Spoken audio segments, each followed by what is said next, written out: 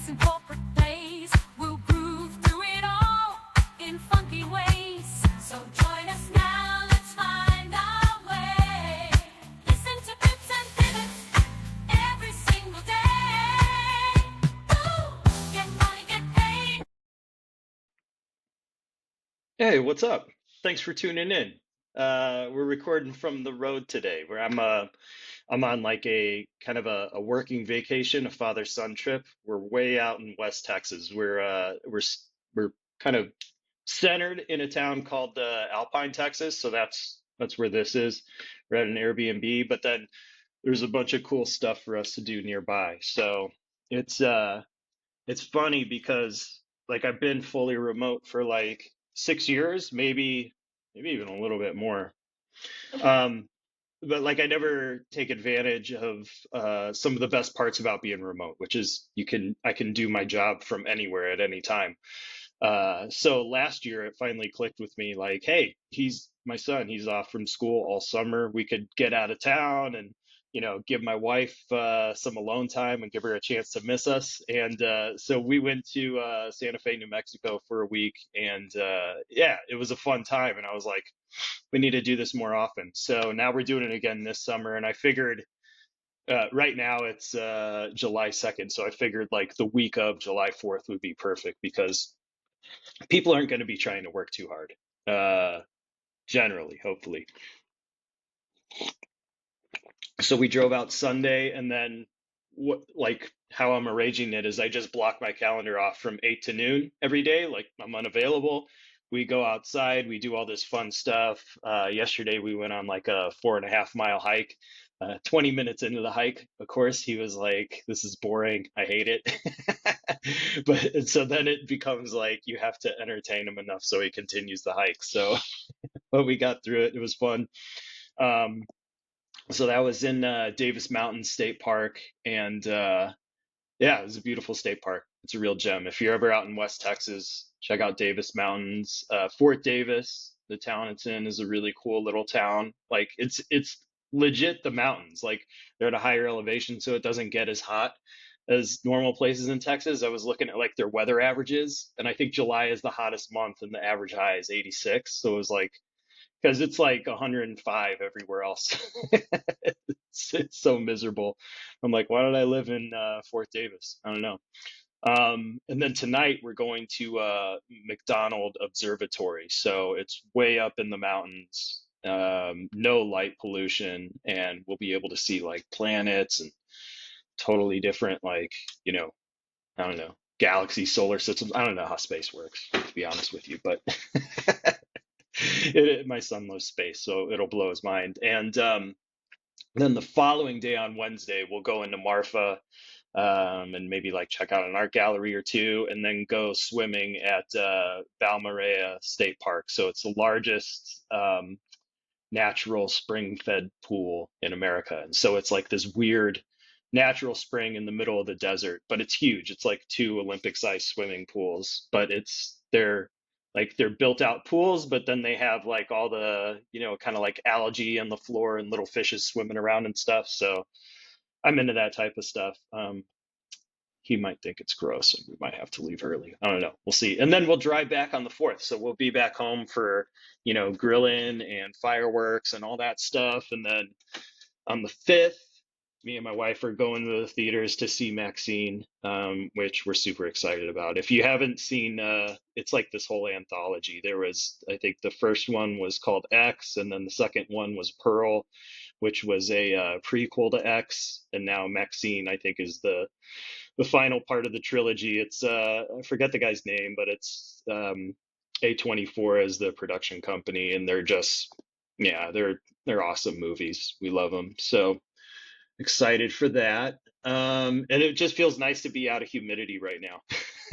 Like even though like it still gets hot here, it'll get up in the 90s and maybe touch 100 here in Alpine, but in the shade it's like 80 and it feels good. And yeah, it's just cool to stay in like a little place and just, do my work from another place. So if you're working remote, but like you're just kind of like you feel like you're almost a prisoner in your home.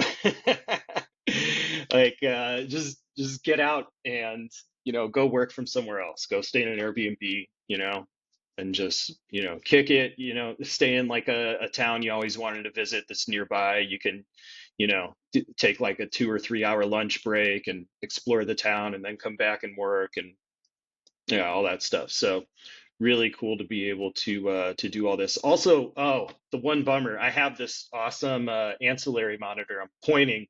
It would have been right here.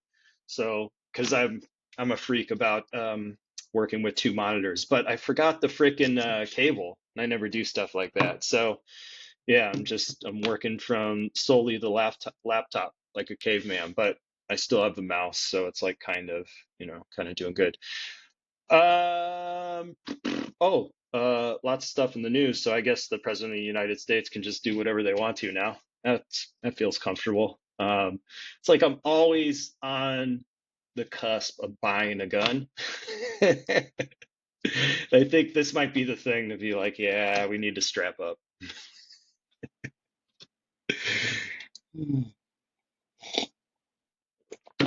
Something I've been like reading about, thinking about, and writing about a lot is the future of sales and AI and how those two things are going to work together and the impacts that AI is going to have on sales from our perspective, from a seller's perspective. But then I also think about, what is it going to do for our buyers? And that's something that, like, really, when you see people post about AI in sales and all this shit and all this, like, it's kind of like triggering content. Like, they never talk about how AI is going to help our buyers in ways that we can't help them anymore. Duh. I don't know. It just seems like an obvious thing. But yeah, it's like when I post stuff about this, it's yeah, people get all triggered and they want to like, or they'll be like, well, it's not going to replace like, strategic sales roles or any of that, and it's like, yeah, that's exactly what I wrote. So um, this is just my perspective, but you think about like how fast AI has moved already. Like it's like 2 years ago, no one was talking about AI really. And then that first like public, iteration of Chat GPT came out and it was like all of a sudden everyone was using it. Everyone was like, holy shit. And then it was like, people got way nervous. And so all the posts I see in my feed are like there are people being super defensive and being like, AI is never going to replace salespeople, and you need salespeople and all this shit. And it's like, you know what though? It's going to replace a lot of salespeople because, and here's why. Like, don't think about just AI coming in and replacing a human. Think about the actual tasks that AI and the functions that AI is going to be able to do better than a human. So you think about figuring out how to reach out to a client. So AI is going to be able to, well, let's just back up. Like, here's what AI is going to be able to do. You're going to be able to feed it every single client interaction that's happened at your company throughout the history of that company and every single data point about those clients. So every firmographic data point, technographic, psychographic, and again, all those engagements and interactions. And it's going to be able to kind of matrix those things out and juxtapose that with all of your churn statistics, your account value statistics. How much is this customer account worth, as opposed to these ones, take into account discounting and renewal rate and renewal terms and renewal amount and all those things. It's going to be able to create like these sophisticated algorithms with all those things and look at that and be able to really clearly tell you, okay, your first touch point with this person, because they're this persona, this account, we have all this history with them, and they match up to these other clients that perform this way with our solution, with our software. Your first touch point should be this.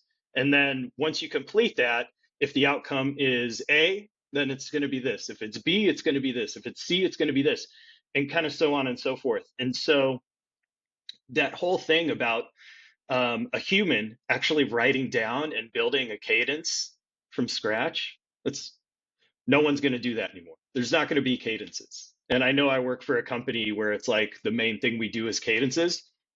Not going to be cadences. We're just not going to use them. AI is going to, it's going to be able to prioritize all those accounts, prioritize the people within those accounts, go ahead and source all that contact information. So if you're a BDR and you're listening to this and you're like, well, I spend 8 hours a week, like trying to find the right email and the right, cell phone number and make sure it's the right person. You're not doing any of that shit anymore. None of it.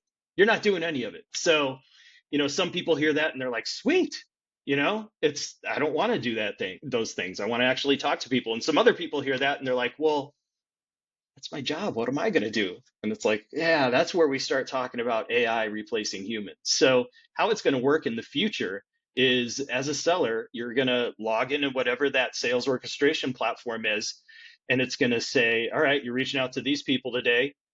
Here are the touch points. It's going to automate the things that can be automated. So, that's mainly going to be email. It might be some LinkedIn DMs or connection requests, but it's going to automate a lot of that, and all that stuff's going to be taken off your plate. You're not all that account research. It's going to do a better job of it than you.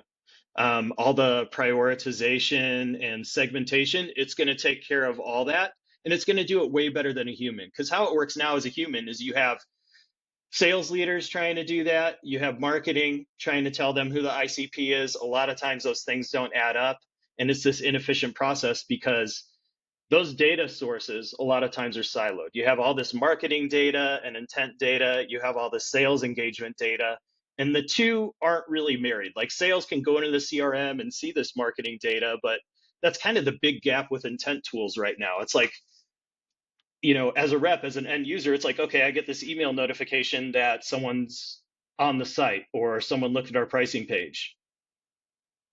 Now what? No one's telling you what to do with that information. But if this sophisticated, robot, this AI, this, machine learning mechanism is constantly fed all this data, and they know that, like, oh, if this type of prospect from this type of company that's using this technology that has these kind of interactions with us in this time frame, if they're on that pricing page for this amount of time, then the next best step for the rep, what we found through all this data, is that the rep should do this next. And then based on the outcome of that step, right? If it's A, they do this. If it's B, they do this. If it's C, they do that, right? So basically the AI is going to be able to put you in the best position to win. And the other part where I'm saying, like, if the outcome is A, it's this, B, this, you're not setting that manual task. It's one and done. You complete whatever the sales motion is that AI is telling you is the best possible thing to do, and then you're on to the next thing they're telling you to do. And AI is just gonna tell you when, the next phone call needs to be made or the next social interaction needs to be made. So like hearing that, just listening to like all that manual kind of research and triage and prioritizing and building cadences and figuring out, what the next best steps are, you're not doing any of that. You're really put in a position where you're just executing. The other part too, this is the part where people, they always get hung up on it. They're like, oh, look at these shitty AI generated emails. And it's like, okay, we're down here. We're at the basic level. We know how fast AI has come within the past 2 years. So yeah, most of those AI generated emails are shit right now. Where are they going to be in 3 years? If it's like growing so fast, if it's like dog years, the way this is growing, if it's every year is 7 years of maturity, how much more mature is that going to be in 3 years? And in 3 years' time, is it going to be writing better emails than you? And fuck yes, it is. 100%. You're not going to write a single fucking email. So if right now you're really like poring over all these articles, like, oh, best email formats, structures, best CTAs, subject line length, I'm sorry. Those are antiquated skills. You're not going to need those. So, to replay, all the manual account research, segmentation, prioritization, laying out the sales play, the cadence, the perfect cadence structure, and the messaging, and sourcing the actual contacts and finding the best email and the best way to contact them and the cell phone number. All that stuff's off your plate. So here's where you're having a no shit moment. If you're a BDR in software sales right now, I just described probably 75% of your week. And you're saying, fuck, like, yeah, I am going to be replaced by AI. And it's like, yeah, if that's your job, you are going to be replaced by AI. So that's why you need to start preparing now. You need to start upskilling yourself to get really awesome and proficient at the things that AI is not going to be able to replace, or AI is not going to be able to have the same expertise as a human would. And so I've identified, I feel strongly about these 4 areas, and they're kind of general areas, but I'll walk you through each one. But I think if you start today becoming like just awesome in each of these 4 buckets, then in 3 years' time, you're going to be in a position where you're totally safeguarded from ever losing your job in tech sales to AI or anything like that. It's going to be more the way it should be, where AI is going to be your co-pilot or assistant, and you're going to be in this position where you're just doing what you're best at as a sales rep, and that's executing and talking to customers. And hopefully you realize that that is your true value as a sales rep. It's not all that other administrative bullshit that I was talking about. It's actually talking to a human. That's it. That's what everything is. And I call it out repeatedly because I work with clients at these huge companies, and it never ceases to amaze me. Like they're just email farms a lot of times. Their main prospecting function, their reps are just spamming the fuck out of people, just sending emails, hoping they get a reply back, and then once they get a reply, then they actually become a sales rep. And it's so frustrating because you could just pick up the phone and really like save yourself a lot of effort, save them a lot of like, if they're just getting hammered with emails from your company, it doesn't put your company in a good light. If it's a couple of emails and a couple social touches and a couple phone calls, then they're like, okay, this is a human, they care, they've done some research, they're interested in winning my business, and it paints you in a positive light. But very few organizations are doing the right thing. A lot of them fall back to like, hey, we just give our reps, licenses to whatever platforms.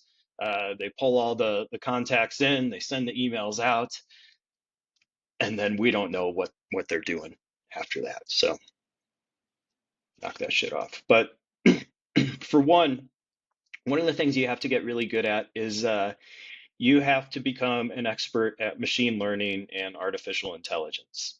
So you have to understand from a high level what these things are and how they work, like from a real foundational level, like just understand the core concepts and the inner workings. Like you don't have to be, like one of the people that are working in that hands-on keyboard every day, but you have to be able to explain to someone what it is and how it works and really understand that and have ingested that. And the reason for that is you're going to be, what I feel is you're going to be kind of the last line of defense between AI and the customer and business outcomes. So we talked about like AI using all this data to create these complex, I know it's not algorithms, we'll call it algorithms because that's the closest thing it's to, but creating these complex algorithms to tell you like what to do, when to do it, how to do it, and who to do it with. But you're going to be the last line of defense to kind of do like some quality control checks to make sure that like, oh yeah, this messaging is good. Yes, this is, the exact type of person at the exact type of company. And yeah, it does make sense that like we're contacting them with this at this time, yada, yada, yada. Because something horrible could happen if you get like some bad AI. It's kind of, think about this, like you're feeding AI all this data, and the AI is only as good as the data you're feeding it. So it's kind of like if you ate a bad chicken salad at the Orlando Convention Center at a trade show and you just got sick as shit for 2 days, like that could happen with your AI, you know? Um, so like the other thing too is like finding things that would be valuable to feed into the AI to kind of control that sophisticated matrix of like how it's prioritizing and thinking about how you go to market. So that might be, kind of advocating from a sales perspective with the people that make these decisions in marketing and being like, hey, we need to pull in this type of data or this, that, and the other thing. So that's what I mean from technical acumen, like really making sure that AI is fed and managed in a way that makes sense for sales and connecting with clients. And so getting really good with that. And so some practical things you can start doing right now, like there's a million YouTube videos. They're free. Just spend like 30 minutes a week watching videos about AI and how it works, like high level stuff, and then start getting more granular and get deeper into it. And you'll be a million times ahead of, the next person on the leaderboard that you're selling against. The other thing too, and this is something that you should be doing already, and it's something that if you listen to one of the early episodes that I recorded with Zach Lander Portnoy, who's a CRO, it's business acumen.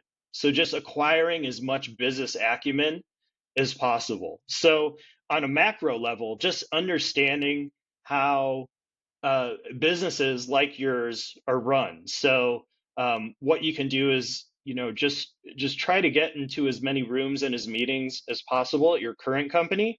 Start reaching out to people on Slack in different departments and seeing if they'd be open to like a 15-minute call, just so you can understand what they do and what other parts of the organization they touch. One of the things I've been thinking about doing here in SalesLoft that I'm just waiting to get final approval from is actually running a program where we talk to each C-level executive at the organization and we pull up a typical buyer's journey funnel and also sorry, and also a like an employee journey funnel or map diagram. We pull both of them up and we're like, okay, like all the work that you do, kind of talk us through this funnel and where your work applies for each of these funnels and the other organizations you touch. And there's like more questions for that, but really like getting a visualization of both of those journeys.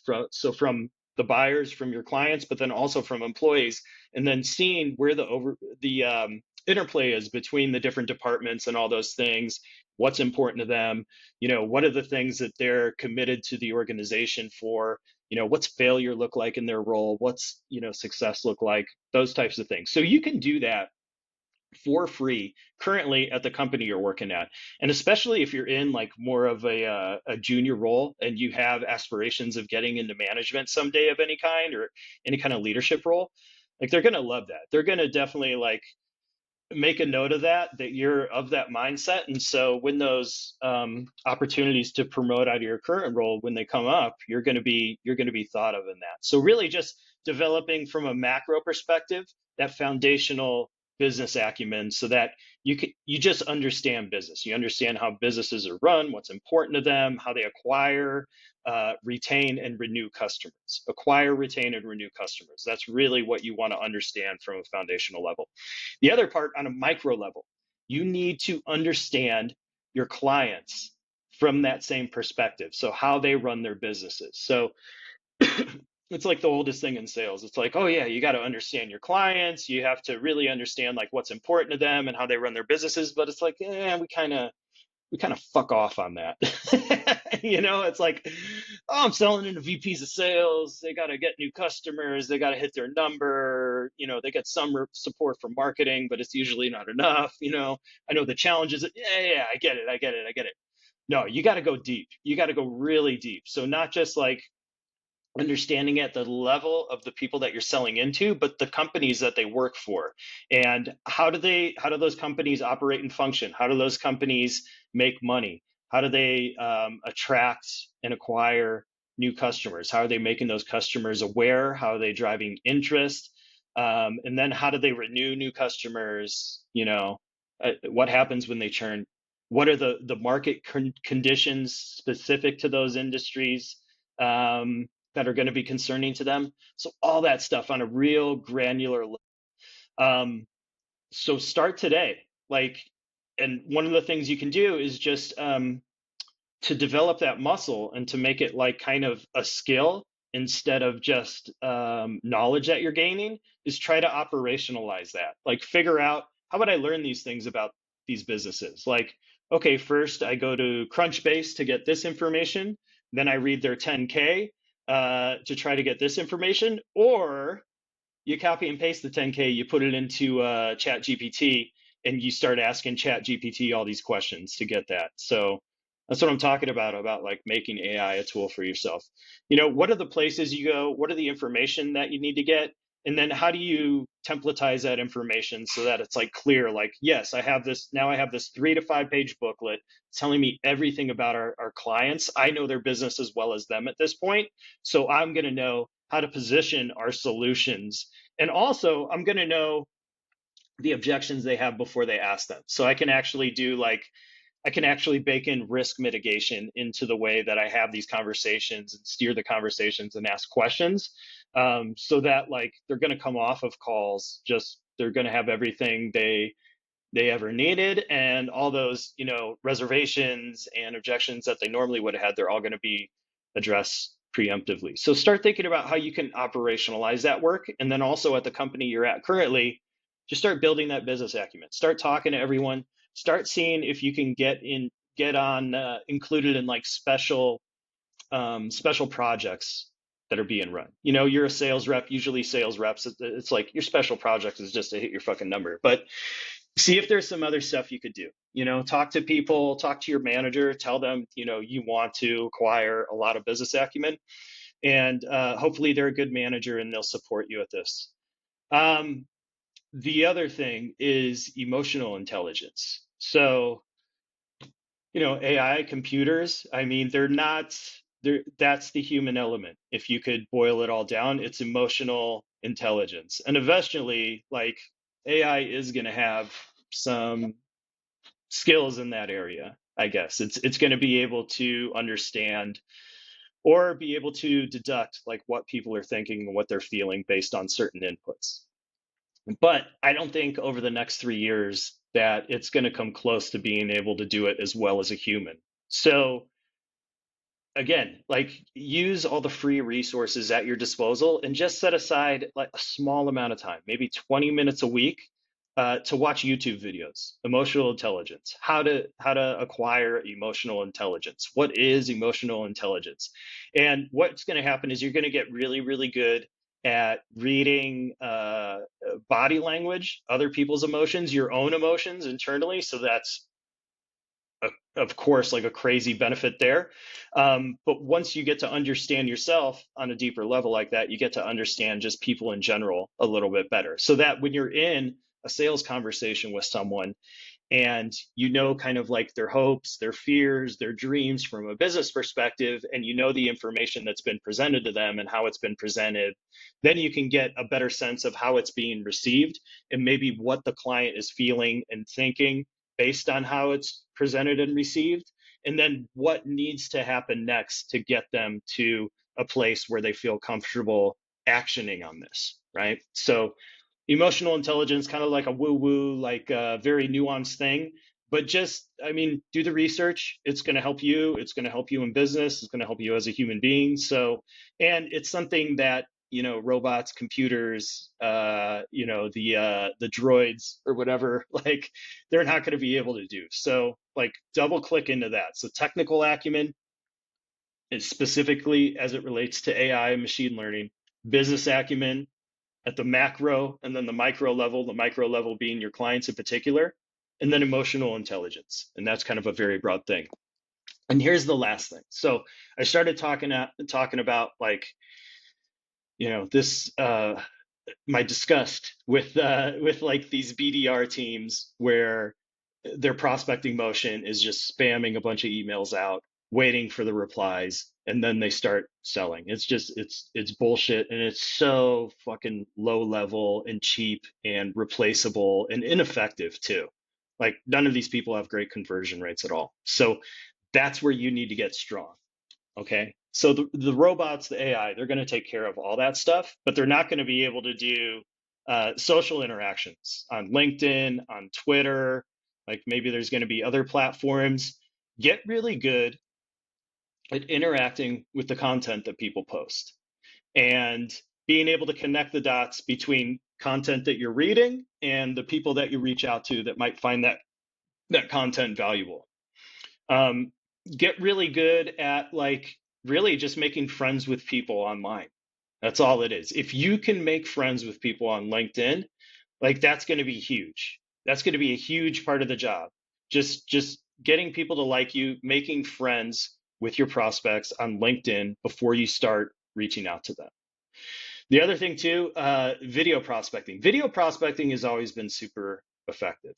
It has, I know, you'll talk to people, some people hate it. It's because it's people will do it wrong. They'll think that just like putting a video of them talking in a prospecting email is video prospecting. It's not. It's knowing exactly how to tailor that video, how to get someone's attention so that they're actually motivated to click into that video, and then how to structure that video in a way where they can get past the first 3 to 5 seconds without clicking out of it.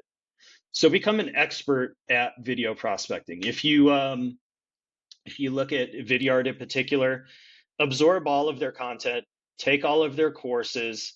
I'm sure there's other free courses you can find on video prospecting best practices.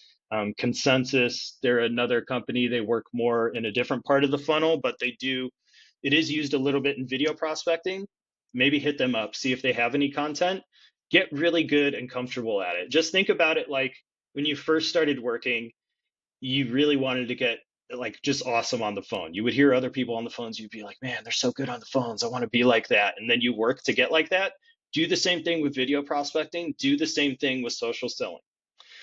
And then the other piece of this is the phone. The phone, that's where you're going to double down over the next 3 years. So right now, all those email farms, they're fucking gone, right? If you can't call, if you can't connect with people on social and get them to engage, if you can't, quickly whip up like a hyper personalized and relevant prospecting video, then you're just fucked, man. And the phone it has always been the ATM of sales.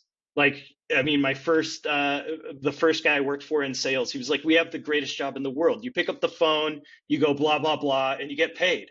And I mean, it's true. It's the fastest line from A to B. If so, like, cut through all the bullshit, all these emails, all the other stuff we've been talking about. If you could just pick up the phone, get to the right person, grab their attention within a couple seconds so that they can listen to you for like 20 or 30 more seconds, and then figure out a way to get a meeting with them.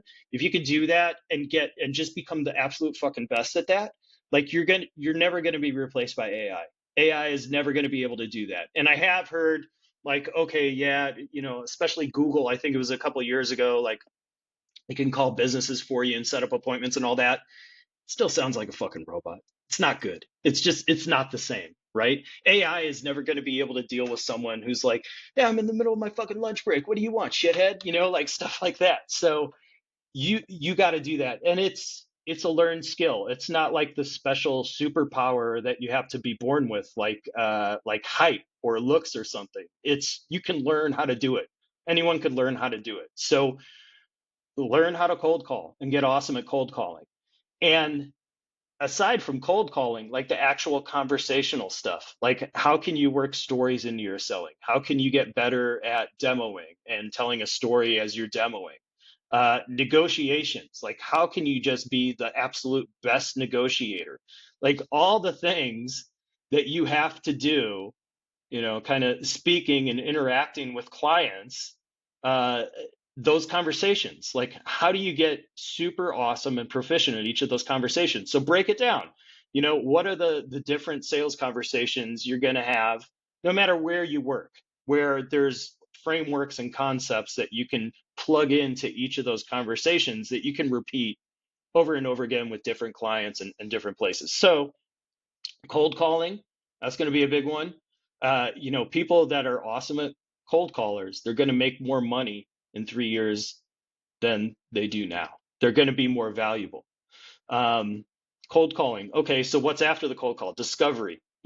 Okay, let's study let's figure out maybe 5 books, videos, blogs, whatever. Let's just focus on 5, and let's make a point over the next 6 months.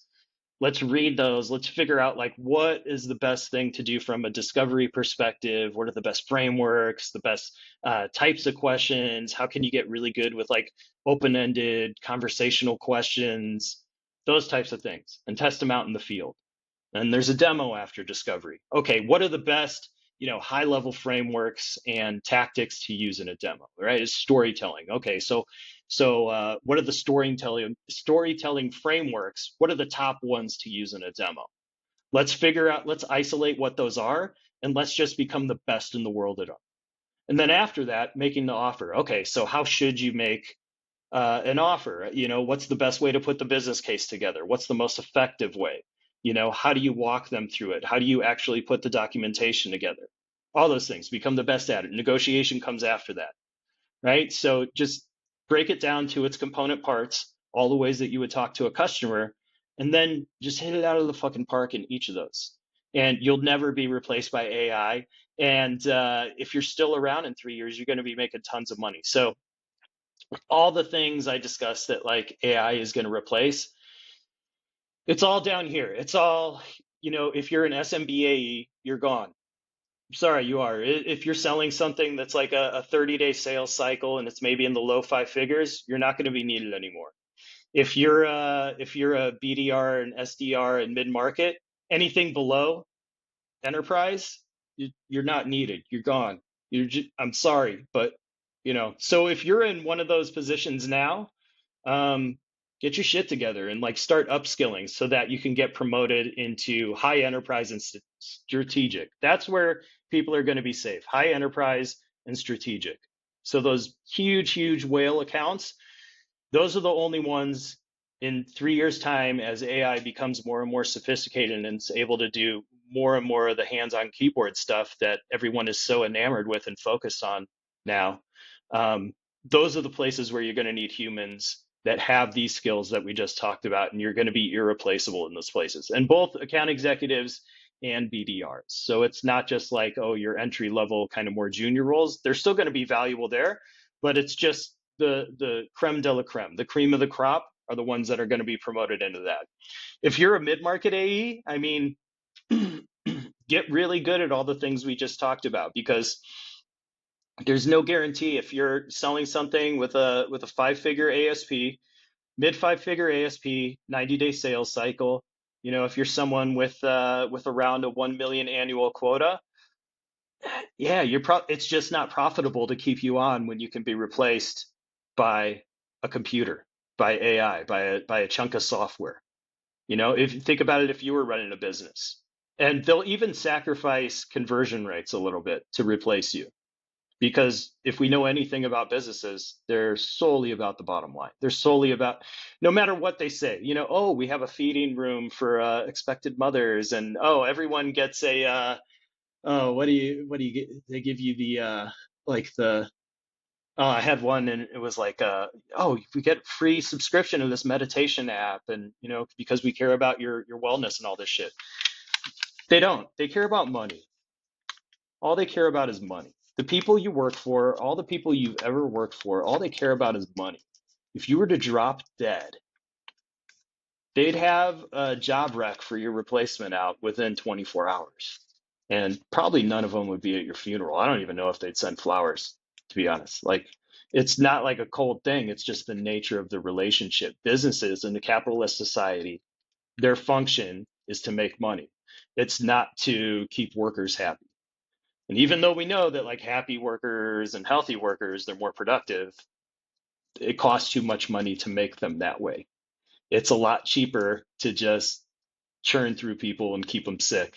So yeah, so that's it. Like you got to upskill. If you think like, oh, I'm a mid-market AE, I'm full cycle, I do it all, I close these deals. It's like I can't be replaced by AI. Yeah, you can. You will. Even if AI doesn't do quite as good of a job, if their conversion rates are a little lower, if the sales cycle is a little, clunkier, the profitability is going to be too attractive to the companies that you're working for, and they'll absolutely replace you. So if you're a BDR, if you're an AE right now, do the 4 things we talked about, upskill yourself to make yourself irreplaceable by AI, and try to work on getting promoted into high enterprise and strategic. So that's it. This is my take. This is my 2 cents. This is just based off everything I've read. This is based off of what I know about AI. So like I work for a company, and we're doubling and tripling and quadrupling down on just getting AI all throughout our platform. And I see where it's at, and I see where it's going. And I've had the opportunity to talk to those people that build this stuff and manage this stuff. And just based on all that stuff, based on all the information that I've received, I'm formulating this opinion. This opinion is mine. It's not the company I work for or anything like that. This is just like my thoughts. So, and I could be wrong, but I don't think I am. I think it's very, very clear. So if I was a sales rep right now, I'd immediately take action, and just small actions. Just like I said, 20 minutes here, 20 minutes there, getting better business acumen, understanding AI, developing that emotional intelligence, and then really having like just a killer framework to operationalize each type of sales conversation that you're going to have. So that's it. That's this week's episode. We're going to do some hiking a little bit later today. The sun's popping out. It's probably going to start getting hot. And yeah, I'm going to have a fun day. It's summer. It's almost 4th of July. If you want like more content like this, just click the link in the bio of any of the places where you follow me. Wherever you find this podcast, either in the show notes or the profile, there's going to be a link to my link tree. And in that link tree, it's anything you would ever want. It's my website, it's all my socials, it's free resources. I have some fucking killer free resources. One of them is a path to quota calculator. You just punch in your quota attainment numbers, how many people you reached out to the past month or so. It spits you out how many people you need to hit up every single day to hit your quota. I run it with all my clients, expensive clients. It's yours for free. There's tons of stuff in there. There's a shopping link where you can buy all of my favorite sales books, so books that I've read that are like, yeah, these are valuable. I think more people should read these. And that's it. Adios. Love you. Bye. Okay. Now I'm leaving. Bye.